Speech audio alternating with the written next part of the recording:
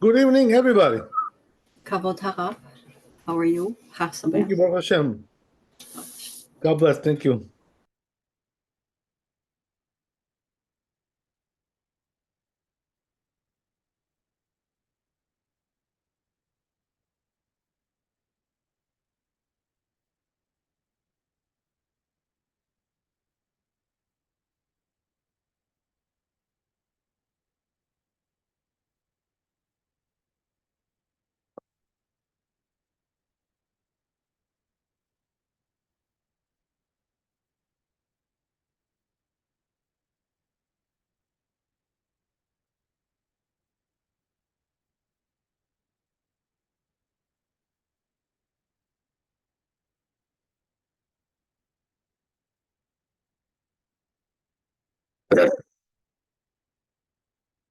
Okay.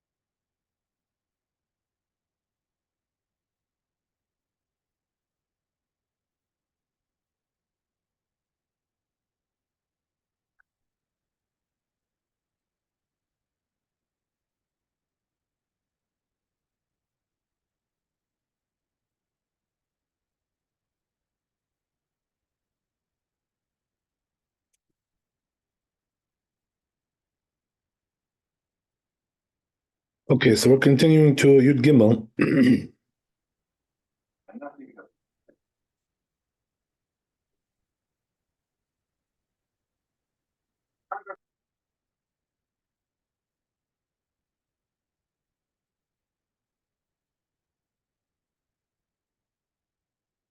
We have to do the tour here.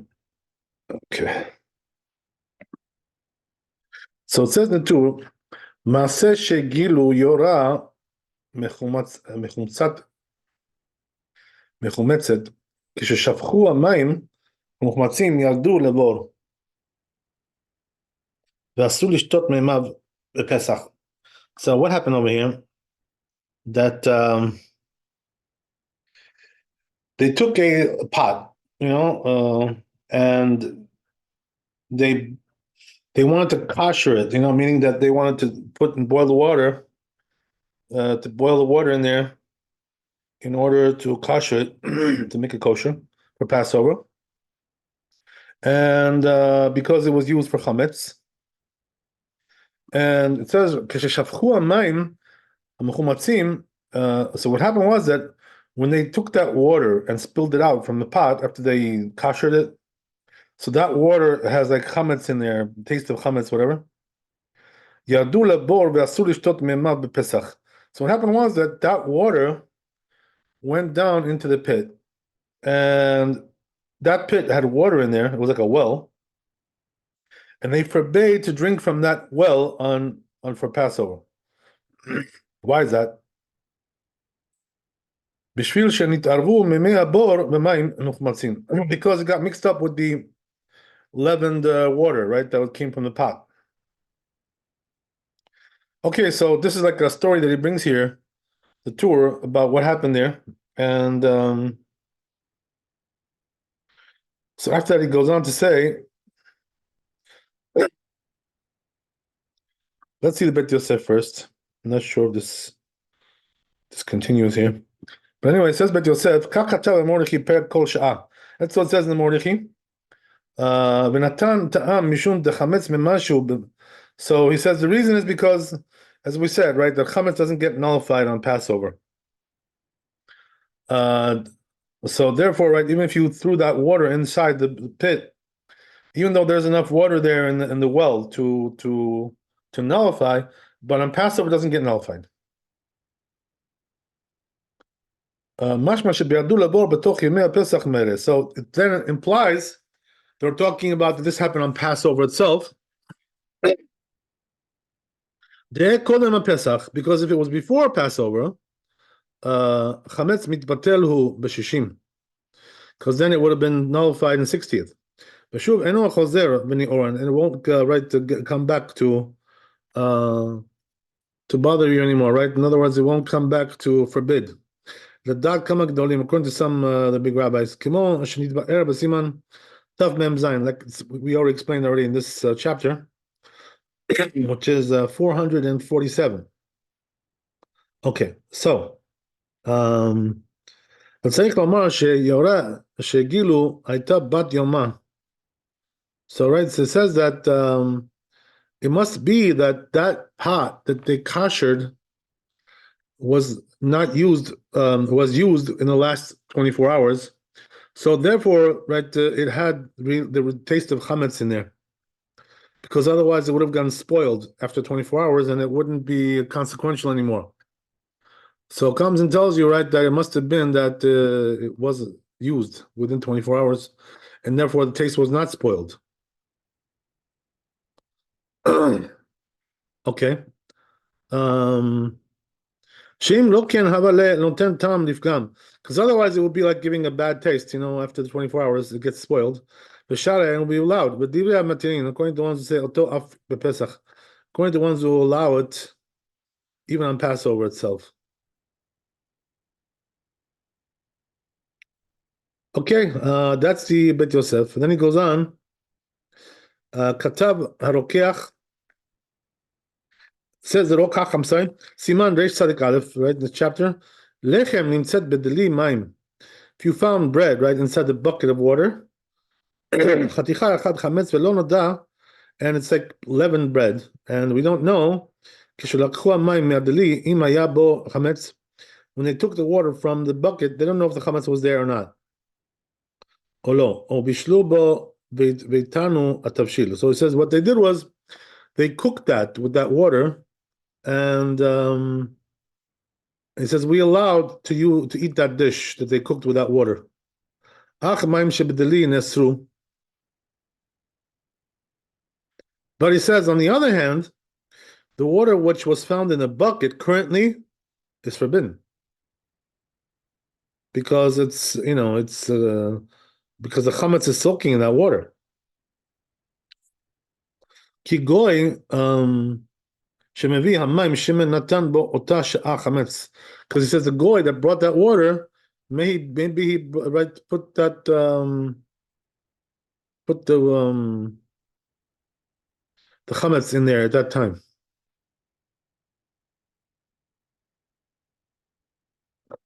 So then he goes on. Okay, so we got to do the tour on that. There's another tour here. Let's see.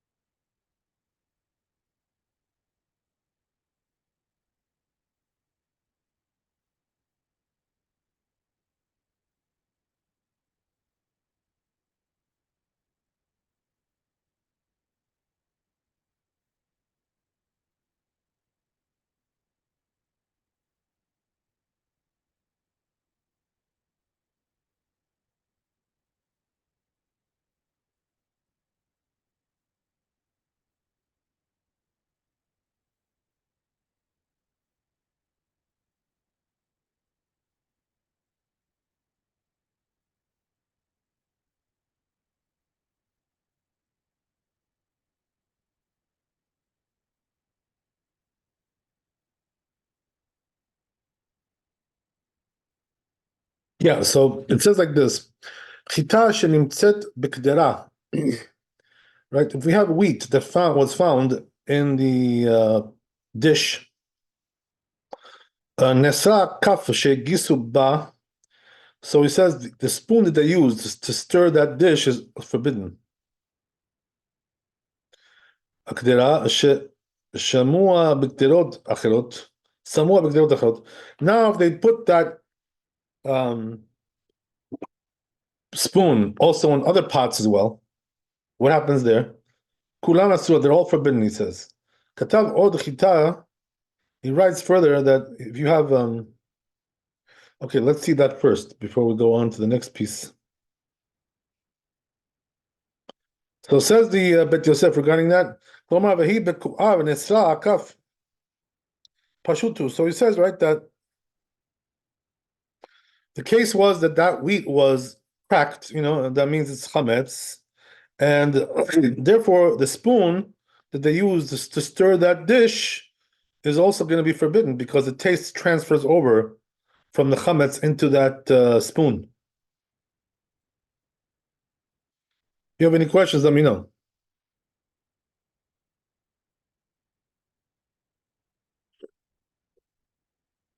Okay, so let's see the Shulchan Aruch here.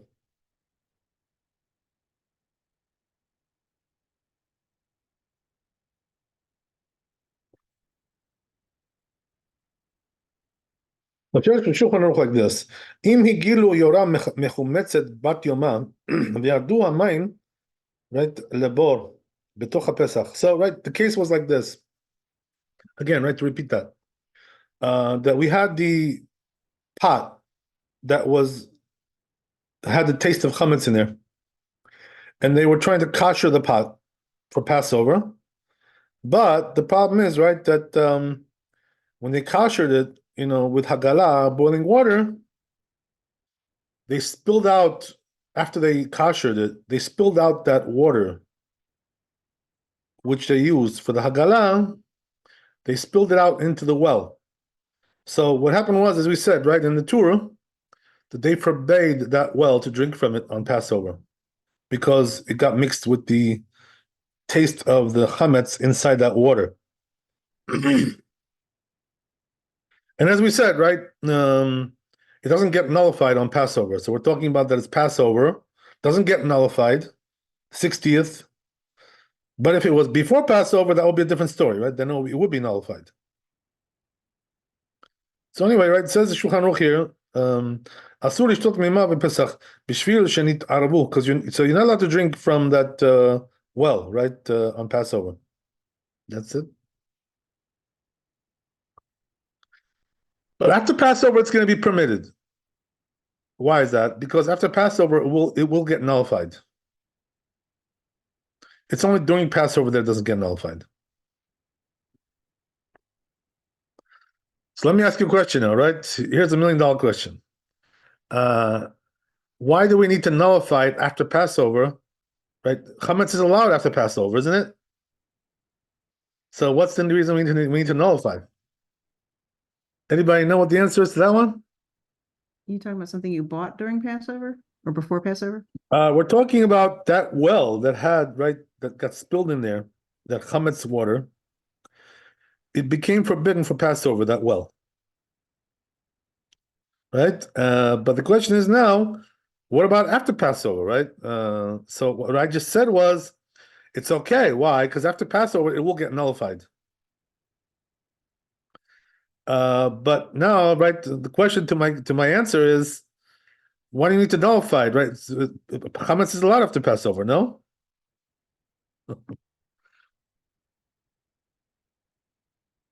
So, okay, if you guys are a little startled by that, I'll give you an answer.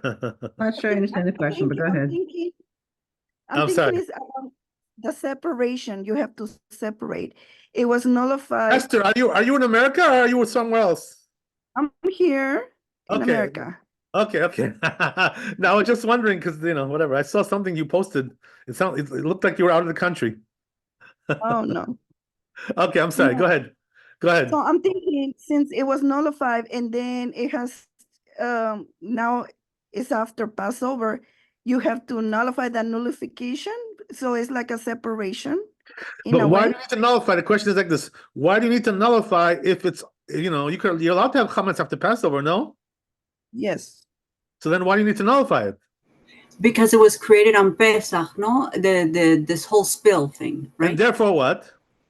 And therefore, if it's created on Pesach, you're not allowed to derive any benefit of it during Pesach Okay, or after. you're on the right track. Yes, you're on the right track. So the just to complete your statement, the way it works is like this, right? That the rabbis made a decree that any chametz which was owned by a Jew during Passover is also forbidden after Passover. This is a rabbinic decree. You following me? So that's the reason why it's forbidden. So therefore, we need to nullify it, right? And it's going to get nullified because after Passover, it does get nullified. So therefore, it's permitted. It's permitted because it got nullified. But if it wasn't nullified, it will be forbidden. Why? Because it's chametz that was owned by a Jew on Passover. Okay, and this is the reason, by the way, why, when you go like after Passover, right? You go shopping to any supermarket or whatever, like some kind of grocery store. So you got to be careful. But you know why? Because if they have chametz there, which was owned by a Jew during Passover, you're not allowed to buy that stuff. You know what I mean? So if you're buying from a Jew after Passover, you have to check that Jew sold his chametz, because if he did not, right, then that chametz is forbidden after Passover, so you're not allowed to buy it.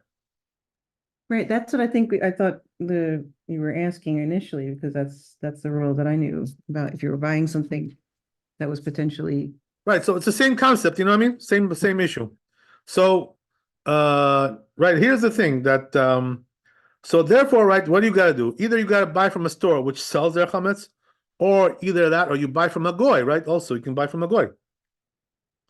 Sometimes, right, the best supermarket to go to after Pesach is to a goyish supermarket. Why is that? Because you don't have to worry about, if they sell their chametz or not.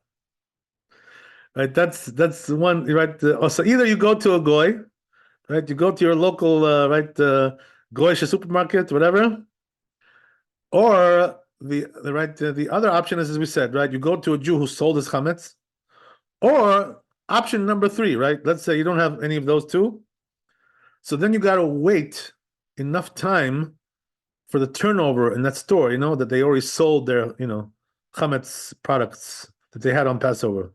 You got to wait for the turnover. So you got to use one of these 3 solutions, to solve this problem.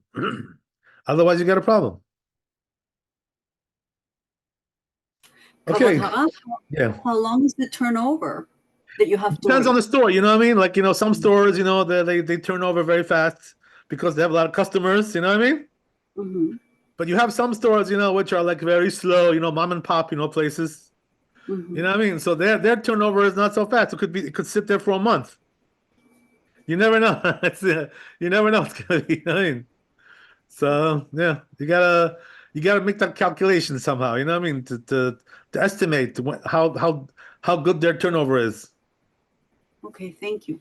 You know what I mean? Or if it's something which is fresh baked, like bread, so then for sure, right? They're not gonna hold their bread more than a few days, right? Then otherwise it's gonna be spoiled with the bread already. So if it's bread or something like that, then you have no, it's not a big problem, not such a big problem. But if it's something which can sit on the shelf for a while, like pasta, let's say, right? Pasta, so pasta can sit for a couple of months. I don't know, God knows, whatever it is, right? So you got a problem, unless they have a quick turnover. Okay, so that's just it's a little bit tricky, right? So that's why you gotta know what you're doing after Passover. Make sure you go to the right place. Okay, good. So as we said, right, if it's owned by a goy, no problem. Okay, so that's the Shulchan Aruch. Let's go to next one.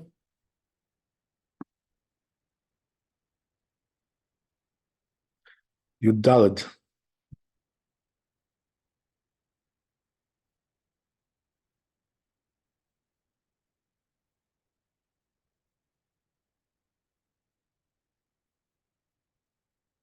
Okay.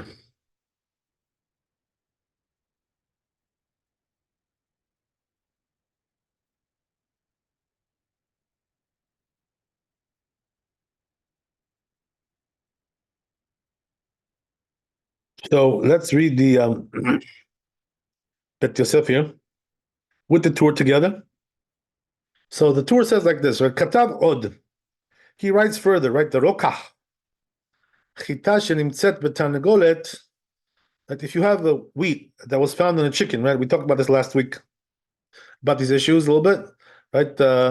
But it says melucha, right? Ima acherot. So what happened was, right, that the chicken was salted, right? Soaking and salting. They did some soaking and salting there.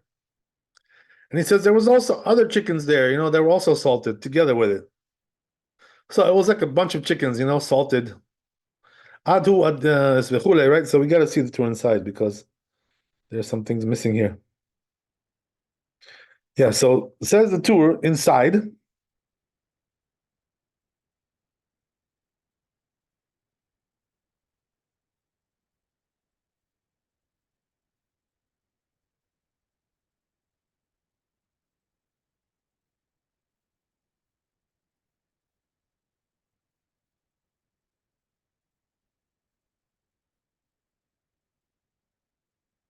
Right, so it says like this.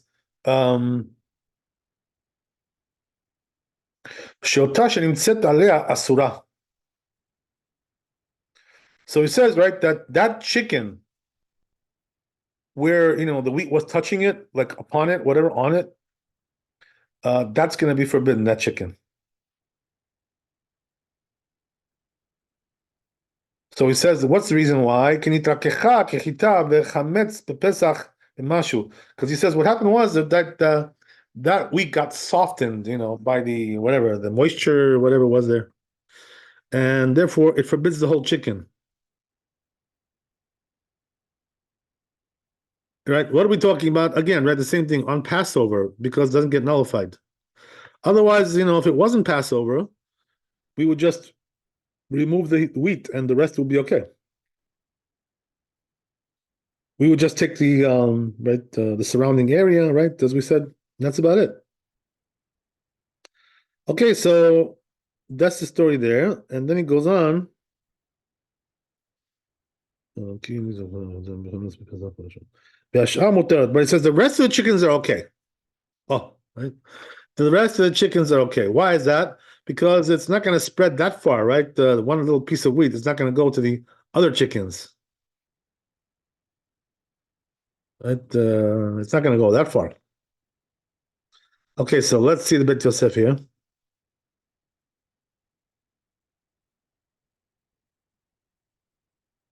It says Bet Yosef, Akol bepiskei Arosh. It's all in the Rosh. He says, Perek kol sha'ah.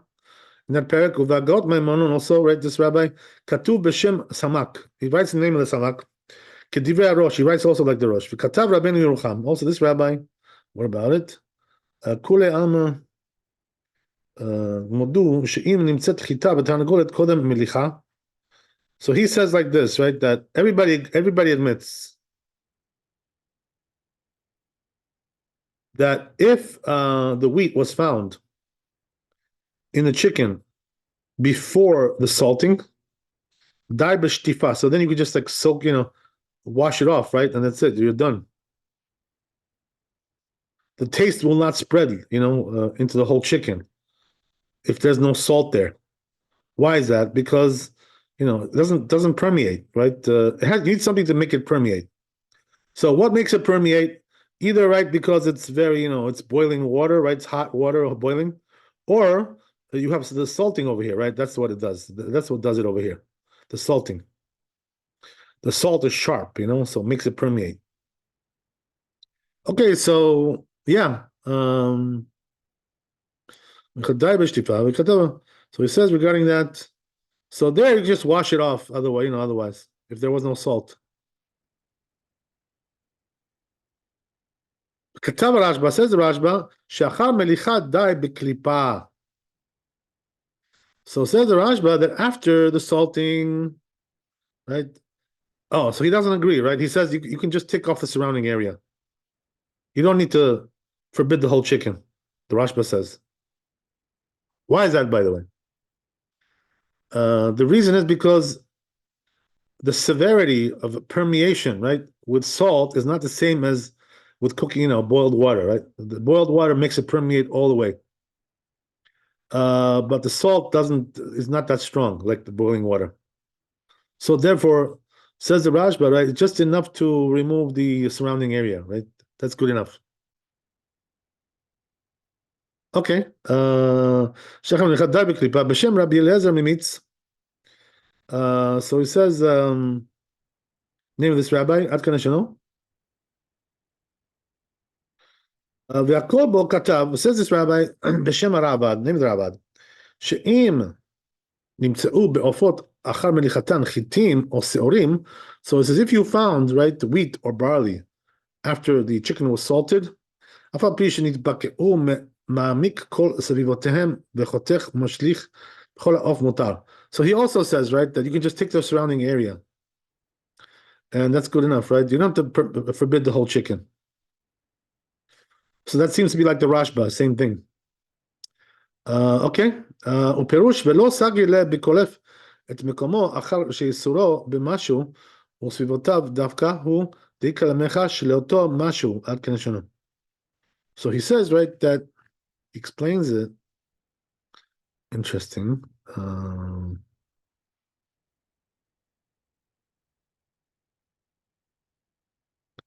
Right. So in other words, there seems to be a little bit of a difference here because according to this opinion, you have to go like a little bit further out, around the surrounding area, more than the first opinion, which we saw in the name of the Rashba. Okay, interesting. Let's see what the Shulchan Aruch paskins. Tetvav.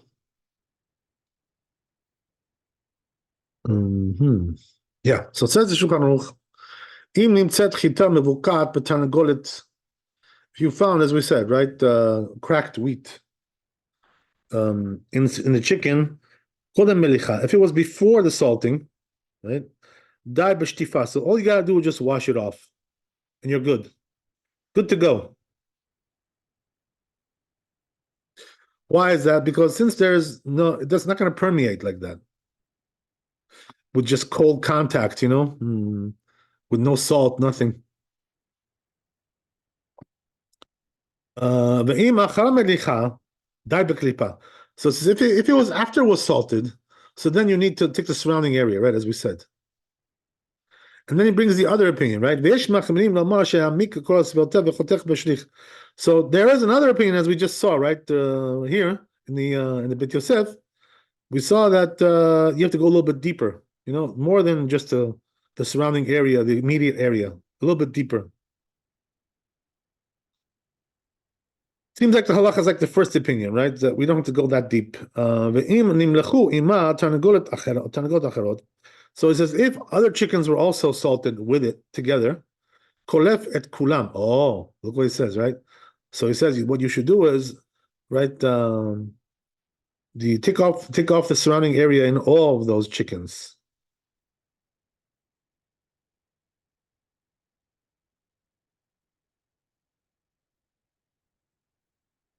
Interesting. So the question is why that is, right? Why do we have to do that if the wheat was not touching those chickens? Because in the Bet Yosef, it seems like we didn't have to do that. Okay, so we'll get back to that question, right? We have to dig in a little bit to see what's going on with that question. But just to read the Ramah here, right? The Ramah says, so some are even more stringent, he says, the Ramah, that they forbid the whole chicken and all the other chickens as well. Why is that? Because they were all salted together in one batch, So I guess that answers your question, right? Since there's one batch, you got to remove the surrounding area in all the chickens. Interesting. The outer layer, right? The outer perimeter. Okay, interesting. So then he goes on, the Ramah, further. Aval, העיקר לאסור אותה החתיכה כולה שנמצאת החיטה עליה. So, but he says, right, the Ramah says, halacha is not like that, right? We're not that stringent, he says. Halacha is that we only forbid that piece that the wheat was found there. But he says the other ones we permit. Just by removing a little bit of outer layer. So he says also if you want, what you could do is sell the whole thing to a guy, and then you can have it after Passover. Like we said over there in the Siman Sif Aleph in the chapter, right? It says even though chametz, we're not accustomed like that when it comes to other mixtures of chametz. Really, that's what it seems to me, says the Rama. Okay, so now, right, as I said, the question was, why do you have to forbid, according to the Shulchan Aruch, right, who says that if you have a bunch of chickens there, you got to take off the outer layer from all of them. Question is why, right? So let's see what the Mishnah Berurah explains with that.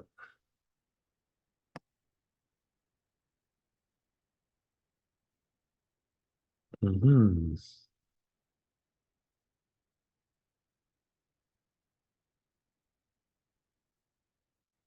Okay, so it says, okay,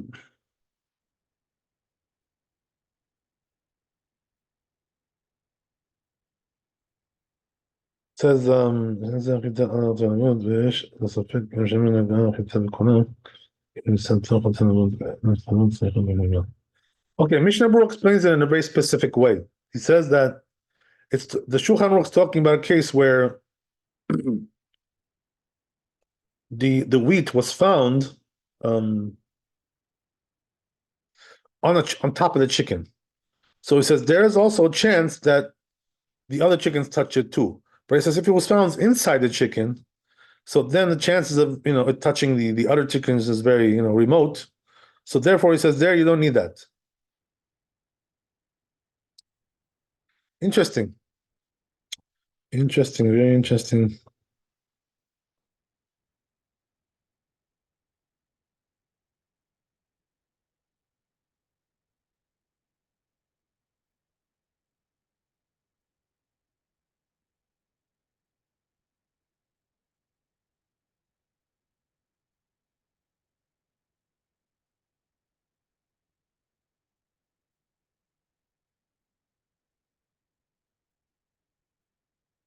Okay, anyway.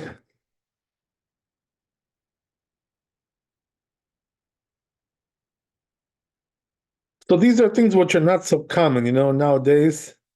So I'm not going to get too much into this. We'll just go on. I could ask a couple more questions over here, get into a little bit deeper, but I don't think it's worth it.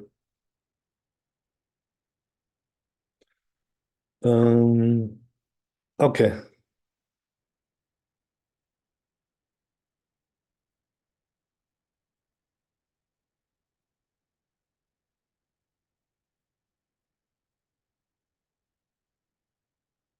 What else we got here? Tetvav, 15. Yeah, 15.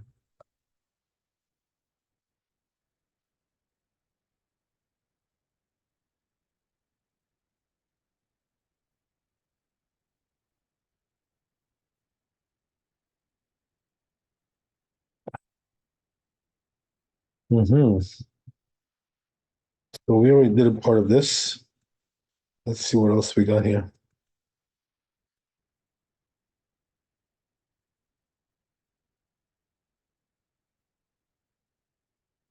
This one we did not do.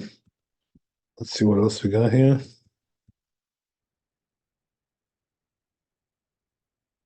This one. Yeah, this one we did. Okay. So we just have one more to do here.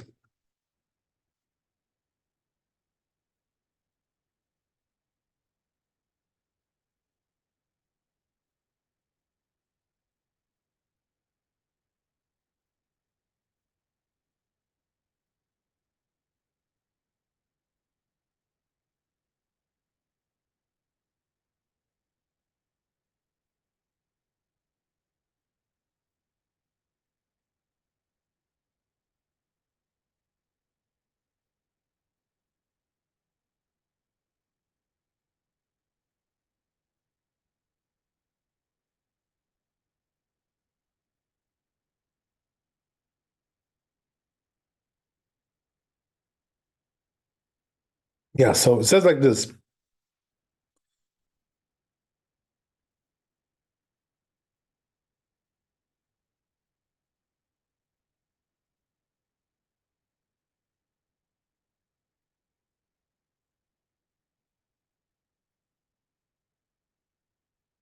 So it says that כתב הרבי אליעזר ממיץ שנוטל מקום פעופועו, אבל תרנגולת צלויה שנמצאת בחיטה.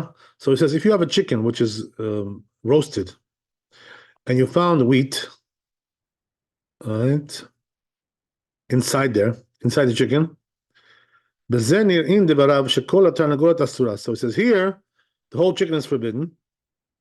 לפי שכשמהפכין השיפוד, why is that? So he says because when you twist it around with its right skewer, when you flip it around, מתפשט הטעם, the taste spreads out. So it's like the gravity makes it spread. בכל התרנגולת, in all the chicken, he says. ואם היה המעשה בא לידי, so if I would have a practical case like this, הייתי עושה כל התרנגולת, he says, I would forbid the whole chicken. שבשיפוד, which was on the right on the skewer. הנוגעת זו בזו. So I would forbid all the chickens. Can you imagine? Wow. All the chickens. In other words, if you have like several chickens on the skewer, so I would, these rotisserie, right? And whatever, right? I would forbid all of them, he says. זו בזו, כי על ידי היפוך השיפוד מתפשט מזו לזו, because he says when you turn it around, when you flip around the skewer, the taste it spreads out. Okay. וכי הכי דבשאר איסורין, אם היה כדי ליתן טעם כולן אסורין, הוא הדין נמי חמץ בפסח במשהו עד כאן. So he says that just like when it comes to other prohibitions, that if there was enough mass to give taste to all these chickens, it's forbidden. They're all forbidden. Same thing also here, he says, right? Why is that? Because the chametz on Passover doesn't get nullified. Okay, interesting. That's very machmir. It's very stringent.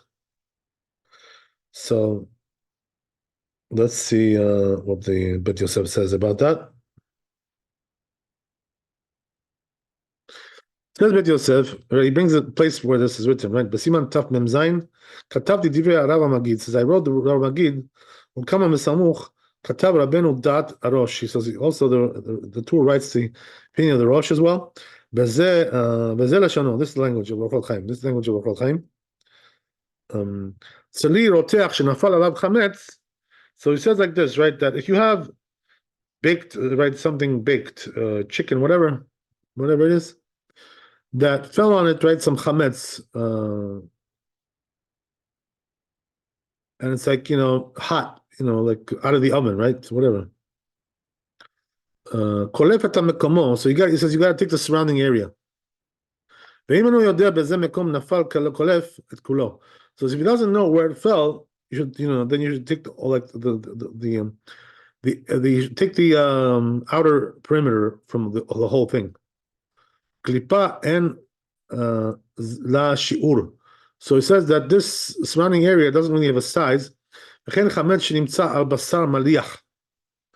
if you have a chametz which is found on salted, right, meat. You also take the surrounding area. And a little bit of the chametz, right, which is boiling, shenafal pat matzah, that fell on, right, some matzah, hot matzah, or tzali cham, or something baked, right, of meat, whatever, hot. Notel makom magao. You take also the place of where it touched. So the same concept with all these things. Okay, let's see Shulchan Aruch and we're done. So these rabbis are not as stringent as the one we saw before. Why is that? Because that rabbi was saying, right, Rabbi Eliezer Mimitz, that since it's being flipped around on the skewer, the taste is spreading all over the place. But according to this opinion, right, he says just the surrounding area is enough. You don't have to forbid the whole chicken, and all the more so not the whole, right, the row of chickens, which is on the skewer, right? That's already, far-fetched altogether. Okay, so let's see how Shulchan Aruch paskins, right? Tarnagolet tzeluya shenimtzet b'achita. So as we said, right, you have a baked chicken, and you found some wheat in there, right, which is cracked, mevukat, betoch haPesach on Passover. Chotech makom shepifo. So what do? You got to take the surrounding area, as we said, right? The fish omed adat, according to the estimation. In other words, how much do you think? How much do you think it spread in there, right? How much do you think it penetrated? V'yesh osrim et kula. So he says, right, some forbid the whole thing, right? Who was that? Rabbi Elazar Mimitz, right, as we saw, right? Very stringent. Why? So he says reasons, as we said, right? Because when he flips it over with the, right, turns it around with the skewer, it gets spread out to the whole chicken. It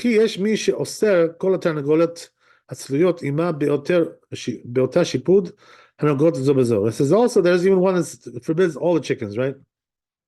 That are on that skewer, right? Rabbi Elazar Mimitz, as we said. Okay, good. Says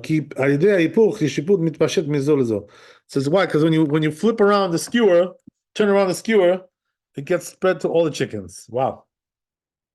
So what's halacha? Halacha like the first opinion, right? We don't go like these other opinions, which means that stam v'yesh, right? As we said.